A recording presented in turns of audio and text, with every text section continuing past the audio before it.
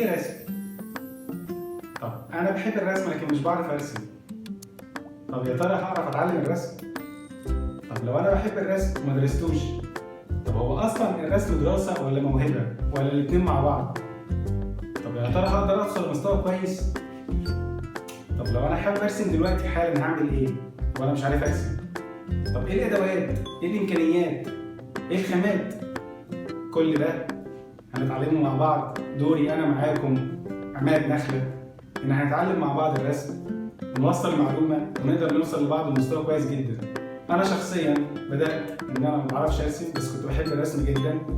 اتعلمت واتطورت ودرست، ودي حاجه مهمه جدا، ودي انصح كل اللي بيحب الرسم بيها حتى لو بيحب اي موهبه مش بس الرسم. يا ريت ان هو ينمي موهبته. لو هنتكلم عن الرسم تحديدا لان انا بحب الرسم، لازم ان انت تدرسها كمان وتعرف اساسها وقواعدها. كل دوت هتقدر تعرفه معايا في الكورس بتاع الرسم. يا ريت بس تتابع معايا، واحب اقول لك ان انت ما تيأسش ومارس كتير وهتعرف ترسم. مجرد حبك للرسم هيخليك تعرف ترسم كويس جدا.